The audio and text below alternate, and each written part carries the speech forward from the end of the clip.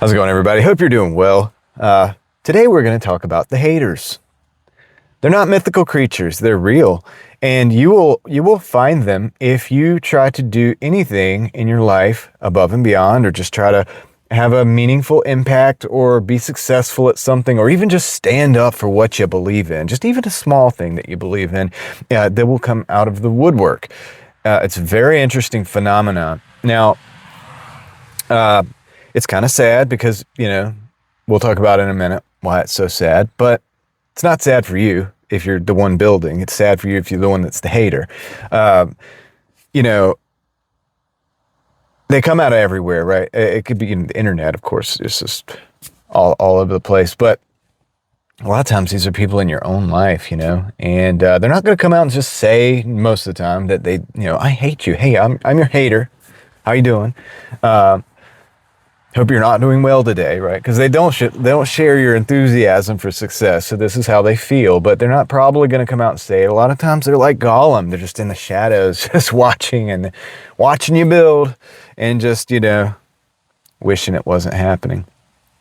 Now, the sad thing about hate is that it really hurts the hater more than the person that's being hated. In fact, some people argue that it gives power to the person that's being hated. I don't know if I buy into that necessarily, but it definitely does take energy to feel negatively towards somebody, to have negative feelings towards somebody. It takes a lot of energy. And so this is a drain on these individuals. So they're draining their energy for you. It's kind of weird. It sounds weird, right? But I guess that's true. And I was thinking about it the other day, like why do they get that way? And then I thought about Yoda, it's like fear leads to anger leads to hate, and so on and so forth. And it's like maybe it's fear-based, like, it could be fear of inadequacy, it could be fear of ideas. There's somebody in my life that I know personally, not very close, just interact mostly online, but I know them personally.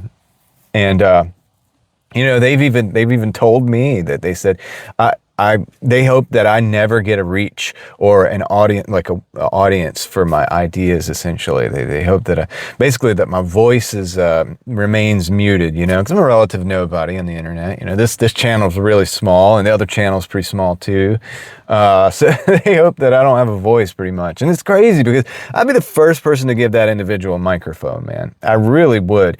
You guys who know me, you know that I'm a free speech absolutist, even to a fault. All ideas, it just should, come out with your idea. Put it on the table. The table either becomes a chopping block, or it can be a base on which the idea can stand on its own merits. Sunlight is the best disinfectant, all this stuff, right? I think people should just come out with the ideas. So I'm not threatened by ideas, I'm willing to change my opinion on certain things if new information comes along and it becomes an imperative to do so. You know what I mean? Like, obviously, you should be that way. But if you're threatened, I guess that could be a fear-based thing, and it could lead to anger, and it could lead to hate. I suppose it could. But I think we should wish these people well. I wish my haters well. I hope you take that energy back and just, use it for something constructive. It would be a lot better. You could, start your own channel, or you can, you could just do something in your life. Maybe go volunteer somewhere or something. Do something that's going to help people. I think you feel a lot better, and the energy that you receive back as a result of that is going to be a lot higher quality, man. I promise you that. So, anyway. For you guys out there who are building, and let me know if you've experienced this. I've like I said, it's been people I've known. It's been people that I've not ever met, of course, which is weird. We see it in politics. All know there's like politicians that are famous that some people just hate no matter what. They might have one reason or another, but it's like the amount of energy given these people that will never know you exist. That's the crazy thing about it. Is amazing. But anyway, what do we do? I would say just wish them well, man. I want to read something though. This is, and I'm not a preacher. I'm not an evangelist. A lot of you guys are going to click off, but this is from Matthew 43 through 45 ish. And see what Jesus says about the haters pretty much. So he says, "Ye have heard that it hath been said, Thou shalt love thy neighbor and hate thine enemy.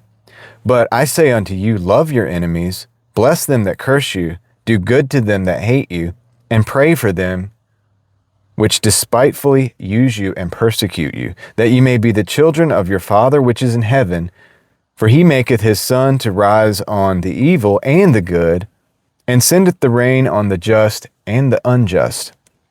And I just thought that was interesting because, you know, there's a lot of people that hate God, right? They just hate God. Like the idea of God, they just hate God. And, but yet, and still, they're alive. They're breathing air. The rain comes down on the crops. They can eat, you know. The sun comes down. The crops can grow. They can, you know, feel the warmth of the sunshine on their face.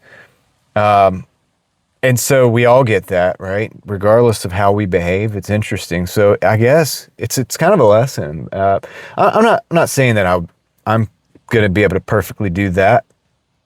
But you know, it's interesting, right? I guess it's something to shoot for. So when we're dealing with the haters, realize that, you know, if they're on the side of the road and they need help, maybe we should help them, you know?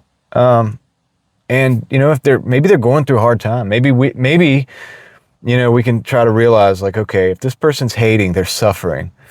They're suffering. It probably did come from fear, and it probably does come from some level of pain or something. I don't know, right? But you know, I hope they do well. I'm not going to be sitting here trying to like take the haters' energy and just enjoy it, right?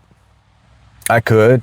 There are people that really like doing that. I will try to refrain from that. I'm not saying I'm perfect, but yeah, maybe we should, I mean, I kind of feel bad for them, actually. You know what I mean? The haters. So if you're out there and you're building, just keep building, keep doing what you're doing. And it's not going to faze you, these people. And maybe we'll wish them well.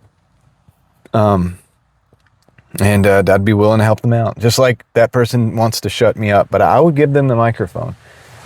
I don't think their ideas have a lot of merit personally, but if they, you know, I would give them the microphone. So let the audience figure that out for themselves, right? You know, I'm all for that. But anyway, that's just interesting. I don't know if you got anything out of this, let me know. I don't know if I really had much to actually even say here. It's just some interesting thoughts on the haters. And, you know, just don't hate them back. There's no reason for that. You know, we're not going to be perfect, and all of us are not going to be perfect individuals. I'm not going to be a perfect individual and, like, yeah, probably be the best person to everybody, but it's something to think about, something to shoot for, right? Anyway, so that's the video on the haters. That's all the energy I'm going to give to that subject. And mostly it's hopefully for the benefit of anybody else out there that might be experiencing that. All right. But that being said, I will catch you guys on the next one. I'm out.